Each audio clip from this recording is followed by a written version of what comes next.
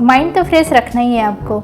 अगर ऐसा लगे, मैं ऐसा नहीं बोल रही, लेकिन अगर आपको ऐसा लगे कि माइंड फ्रेश नहीं है तो मेरे वीडियो देख लेना फ्रेश हो जाएंगे आप। ओके, मुझे ना कैमरा ऑन होता है ना तो ऐसा होता है कि बस बातें करते जाओ। Hey guys, welcome back to my channel Bhavika aspirant. तो मैं फिर से आ गई हूँ। आज मैं आपके साथ शेयर करना चाहूँगी कि बैंक और स्टेट लेवल, आपके स्टेट की कोई भी एग्ज़ाम हो वो अच्छी है या बैंक की प्रिपरेशन कैसी, मतलब वो अच्छी है या बैंक वाली अच्छी है या अपने स्टेट की। क्योंकि जब मैं सोना मैम के लाइव क्लास में जुड़ रही थी तब मैंने स्क्रॉल किया, लाइव कमेंट्स होती है तो उसमें सब बोल रहे थे कि अब तो मुझे कुछ नहीं करना, अब सिर्फ बैंक और उसके अलावा मुझे स्टेट लेवल की कोई भी सीनियर क्लर्क, जूनियर क्लर्क वगैरह जो एग्ज़ाम आती है ना, मुझे नहीं देनी, सिर्फ और सिर्फ बैंक। लेकिन मैं भी पहले जब बिगिनर थी, मतलब मैं तो अभी भी बिगिनर हूँ लेकिन मैंने क्लियर की है इसलिए मुझे कॉन्फिडेंट है। तो मैं ये बताना चाहती हूँ कि प्लीज़ ऐसी गलती मत करो, बहुत मेहनत करनी पड़ती है। वो तो हमारा अच्छा लक है कि हमारे साथ मैम है सोना शर्मा, क्योंकि रीजनिंग में हम ज़्यादा मार्क्स कवर कर सकते हैं, इसी वजह से क्वालिफाई करते हैं। लेकिन कि अगर आप बिगिनर हो और सोच रहे हो कि नहीं मैं तो बैंक में हो जाऊँगा, तो ऐसा कुछ भी नहीं है। और लोग 3-3, 4-4 साल निकाल देते हैं, कोई 2 साल निकाल देता है, कोई 1 साल, मतलब होता है। अभी आप बोलोगे लेकिन जब आप नज़दीक जाओगे ना तो इतने दिन में नहीं कर पाओगे। अभी आपको सब कुछ आता होगा ना, लेकिन वही डेस्कटॉप, वही कंप्यूटर, वही माउस, वही सब कुछ आप यूज़ करोगे ना घर पे, और फिर आप एग्ज़ाम में जाओगे तो वहाँ का एनवायरनमेंट और सब कुछ अलग होता है। और हम इतना स्पीड नहीं कर पाते जो हम घर पे बैठ के करते हैं। तो प्लीज़ मेरी मानो कि अगर आपके स्टेट में स्टेट लेवल की कोई भी एग्ज़ाम हो गवर्नमेंट, वो सब आपको दो। और दूसरी बात रही GSSP CCE, ओके, अभी जैकपॉट वाला मौका है सबके साथ। तो एक सब्सक्राइबर थी, गुजराती थी, उसका नाम भूमिका, हाँ, तो वो बोल रही थी कि नहीं मैं कर करके थकी। लेकिन भूमिका, इस बार सब कुछ अलग है। जो भी गुजरात स्टेट से है उनको बताना चाहूँगी, इस बार सब कुछ अलग है। अगर आप बैंक का कर रहे हो तो प्लीज़ उनकी भी एग्ज़ाम दो, क्योंकि जब बैंक का सिलेबस होता है ना वो 30% उसमें अवेलेबल है। और जब आप बैंक की प्रिपरेशन करते हो आपको भी पता है कि 20 मिनट्स में 35 क्वेश्चन करते हो, तो वो भी ऑनलाइन है। और ऐसा नहीं है कि 20 मिनट में 35 करना, लेकिन उससे बहुत लेवल कम जाएगा। तो आप प्लीज़ उनकी एग्ज़ाम दो। जैसे बैंक का क्वांट, रीजनिंग, इंग्लिश होता है तो इसमें भी है। इसमें क्वांट और रीजनिंग 70 मार्क्स का है, और गुजराती ग्रामर और इंग्लिश ग्रामर 15 मार्क्स यानी 30 मार्क्स का है। तो आप प्लीज़ आसानी से क्लियर कर सकते हो। दूसरी बात, मेंस का आएगा तो मेंस में भी बहुत ईजी है, सिर्फ आपको मेहनत करनी है। बैंक का आप कर रहे हो इतनी मेहनत, तो वो दिन में क्या जाता है। तो मैं चाहती हूँ कि आप सब अपने स्टेट लेवल की एग्ज़ाम दो। और हाँ, अगर जैसे लेवल 2 या 1 होगा तो उसमें डिस्क्रिप्टिव आएगा, तो वो भी एक्सपीरियंस के लिए सबको देना चाहिए। तो मैं ये नहीं कह रही कि सब कुछ करना चाहिए, ऐसा नहीं, लेकिन एक्सपीरियंस के लिए सब एग्ज़ाम देनी चाहिए। और जैसे बैंक में जैसे सब्जेक्ट है ऐसे नॉर्मल सब्जेक्ट स्टेट लेवल में यही आएगा। Reasoning, quant, English, GA, current affair. GA में क्या आएगा, करंट अफेयर्स आएगा। रीजनिंग में क्या आएगा, हमारे 6-7 चैप्टर है, वही तो आएंगे। दूसरे अलावा SSC के थोड़े पैटर्न आते हैं उसमें, तो वो आपको कर लेने हैं। वो आपको सिर्फ पूछेंगे मिरर इमेज, वो वाला चैप्टर है, फिर फिगर वाला आता है, आपको पता है ना। तो वो सब रीजनिंग के चैप्टर आपको कर लेने हैं। और आपको जैसे आप बैंक में फोकस करते हो रीजनिंग, ऐसे बाकी में भी फोकस करो रीजनिंग पे, बहुत ईजी हो जाएगा। अगर आप ये चाहते हो कि आप बैंक की प्रिपरेशन और स्टेट लेवल की प्रिपरेशन मेरे साथ करना चाहते हो, तो ये लड़की आपको दोनों की प्रिपरेशन डेली करवाएगी। मतलब मैं कैसे करती हूँ वो सब कुछ शेयर करूँगी। और हाँ, ऐसा भी नहीं है कि मैं मतलब 18 घंटे 15 या 18-19 आवर्स में डेस्कटॉप पे बैठे बैठे बस लगातार करती जाऊँ। नहीं, मैं ऐसी पर्सन बिल्कुल भी नहीं हूँ। और मैं ऐसी भी पर्सन नहीं हूँ कि सोती ही रहूँ, ऐसी लेज़ी भी नहीं हूँ। मैं मेरे कंफर्ट जोन में ही रहती हूँ, लेकिन मैं सब कुछ कर लेती हूँ धीरे धीरे कवर। जो लोग आपको ऐसा बोलते हैं कि 18 आवर्स पढ़ो, ये पढ़ो, हाँ ज़रूरी है, लेकिन राइट डायरेक्शन और राइट स्ट्रेटेजी के साथ पढ़ना। मैंने क्यों क्लियर किया है, क्योंकि मैंने राइट स्ट्रेटेजी, राइट डायरेक्शन के साथ पढ़ा है, इसलिए। तो आप भी कर सकते हो मेरे साथ। मैं 2 एग्ज़ाम की प्रिपरेशन करवाऊंगी, bank exam plus state level की एग्ज़ाम। अगर आप जुड़ना चाहते हो तो अब मैं डेली ब्लॉगिंग करूँगी, उसमें आप देख सकते हो कि मैं कैसे कैसे करती हूँ। और मेरा डेली रूटीन भी शेयर करूँगी। ऐसा नहीं है कि आपको ये फेस्टिवल नहीं करना, ये नहीं करना, वो नहीं करना, ऐसा कुछ भी नहीं है। आप सब कुछ कर सकते हो। और देखो इसमें क्या है, अगर आपको रीजनिंग सबको इजी लगता है। अगर आपने रीजनिंग पे अपनी पकड़ बना ली ना तो सब कुछ है। और देखो मैं GA की बात कर लूँ, GA सब में आता है, स्टेट लेवल की हो या बैंक की हो या कुछ भी हो, इंटरव्यू में भी। तो आपको GA में क्या करना है, मैं मेरा एक्सपीरियंस बताती हूँ। जब मैं बिगिनर थी ना तो मुझे कुछ समझ में नहीं आता, मैं आशीष सर का लेक्चर कर रही थी, मतलब अभी भी करती हूँ। तो उस टाइम क्या हुआ था, सर कैसे बोलते हैं कि सिर्फ 3 दिन जुड़ो, तो ऐसे मैंने भी 3 दिन जुड़े ना, तो मुझे कुछ समझ में नहीं आया, लेकिन क्योंकि मैं कम से कम 12 से 13 दिन जुड़ी ना, तब मुझे ये सब समझ में ऑटोमेटिक आता है। वो चीज़ सबकॉन्शियस माइंड अपना ऑटोमेटिक कैच करता है, वो हमें भी नहीं पता कि हमें कैसे आ गया ऐसा, जैसे रीजनिंग में करते हैं ऐसे। तो वो मतलब एक प्रैक्टिस पे आएगा। सिर्फ आप जुड़ो, बैठो, नहीं समझ आ रहा फिर भी बैठो, उसमें 12 दिन में आपको सबको धीरे धीरे समझ आ जाएगा पनडुब्बी क्या है, कितनी है।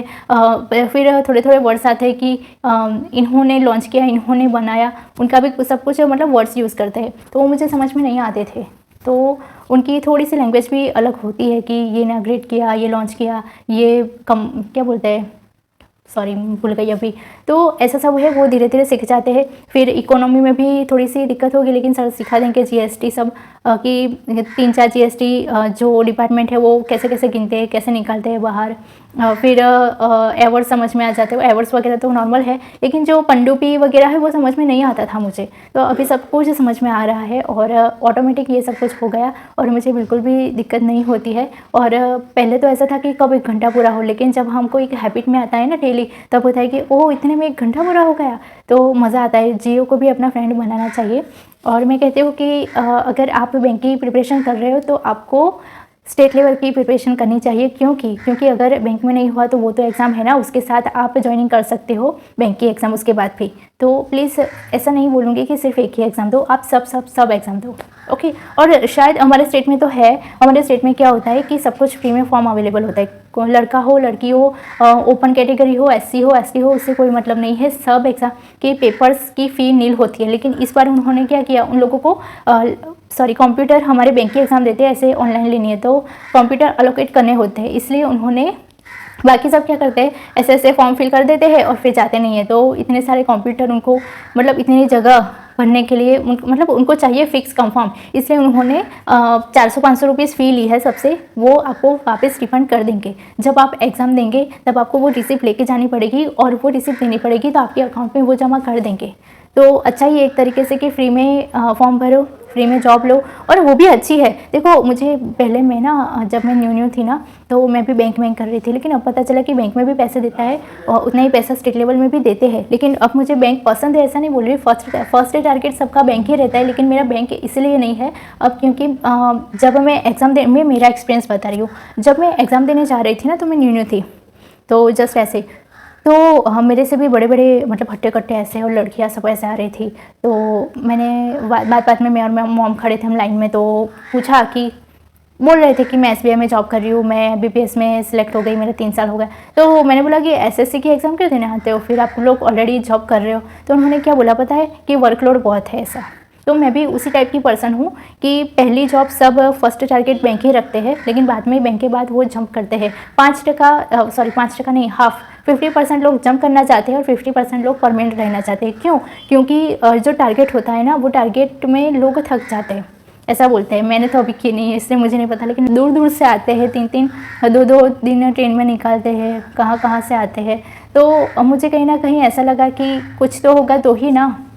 फिर मैंने एक का कांटेक्ट किया और पर्सनली पूछा, तो उन्होंने बोला कि इसलिए सब बैंक में ले लेते हैं फर्स्ट टारगेट उनका, लेकिन उसके बाद वो जंप करते हैं अदर में।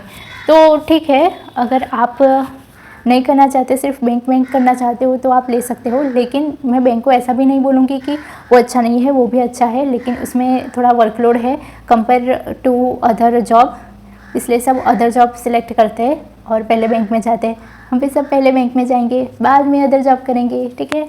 हाँ, और अदर जॉब में तो देखो इंश्योरेंस की एग्ज़ाम होती है ना, वो भी बहुत अच्छी है। मैंने एक पेपर दिया है, इसलिए बहुत खुश हूँ मैं। 13 तारीख को था UIICAO का, तो उसमें भी, मेरी आवाज़ को क्या हुआ हाँ, तो उसमें भी क्या होता है पता है, कि वर्कलोड कम होता है कंपेयर टू बैंक। तो मेरी मानो तो आपको अदर एग्ज़ाम भी देनी चाहिए, बस इतना ही मैं कहना चाहूँगी। और अभी तो नहीं समझ आएगा, अभी आप न्यू हो, क्योंकि जब मैं न्यू थी ना, तो मैं सेम टू सेम ऐसा कर रही थी, सेम टू सेम। लेकिन जब मैं इस फील्ड में आई प्रिपरेशन करके और बहुत इतने एग्ज़ाम दी ना, तो बहुत लोगों से मैं मिली और बातचीत की, और मुझे धीरे धीरे एक्सपीरियंस हुआ ना, तो एक्सपीरियंस के बेस पे मैं ऐसा ही करूँगी। अपना बहुत सारे यूट्यूबर जो 3-3 4-4 साल हो गए ना बैंक में, 3-4 नहीं 2 साल भी हो गए ना, तो वो लोग, उनकी कमेंट के नीचे भी देखना, वो लोग बोलेंगे कि आप तो IBPS की प्रिपरेशन की, आपने तुमने 2 साल जॉब किया, आप क्यों छोड़ रहे हो? बहुत सारे लोगों ने छोड़ी है और बहुत सारे लोग यूट्यूबर भी बन गए हैं, SBI PO भी थे तो कुछ तो होगा ना। मैं ख़राब किसी को नहीं बोल रही, कोई भी एग्ज़ाम को, लेकिन जस्ट एक बात है जो खुलेआम आपको कोई नहीं बताएगा, सिर्फ मैं ही बताऊंगी। अगर मुझे कुछ जानना मिले अंदर की डिटेल तो आपके साथ शेयर करूंगी कि लोग बैंक में क्यों नहीं टिकते। तो मैं यही कहना चाहूँगी, अगर आपको कोई भी स्ट्रेटेजी चाहिए, अब तो नई स्ट्रेटेजी मैं लाऊंगी आपके साथ। और ऐसा नहीं कि ये इतना सारा करना, इतना सारा, देखो मैं इतना सारा कभी नहीं किया, मैं चुन के ही करती हूँ। इतनी आलसी हूँ ना मैं, सच्ची में मैं चुन के ही करती हूँ कुछ भी हो। हाँ, सब करती हूँ, लेकिन अगर मुझे लगता है कि ये चैप्टर ज्योग्राफी है, मेंस्ट्रुएशन है, मतलब क्वांट में, तो मैं उड़ा देती हूँ, मैं नहीं करती हूँ। मतलब ऐसे ही आपको करना है। कैसे करना है वो आपके साथ में नेक्स्ट वीडियो में शेयर करूँगी डेली। ओके, तो तब तक के लिए मिलते हैं नेक्स्ट। कहाँ मिलते हैं? कुछ नहीं, चलो तो मिलते हैं। लोग भी प्लीज़ मुझे कमेंट किया करो, मुझे अच्छा लगता है, मैं कमेंट देखती हूँ सबकी। मुझे कुछ, हाँ, नाम भी याद है मुझे बहुत सारे, लेकिन अगर मेरा फ्लो धीरे धीरे बढ़ेगा तो बहुत सारे वीडियोस में लाऊंगी, क्योंकि एक चीज़ होती है कि हमें मोटिवेट होना पड़ता है, और आप लोगों की कमेंट्स, आप लोगों के लाइक्स हमें मोटिवेट करते हैं, और वीडियो बनाओ, बस ऐसा होता है। तो बस यही है। और अगर थोड़ा सा फ्लो बढ़ जाएगा तो मैं सब वीडियो लाऊंगी, Q&A लाऊंगी, फिर क्या लाऊंगी, सब कुछ लाऊंगी, लाइव भी आऊँगी मैं, ठीक है।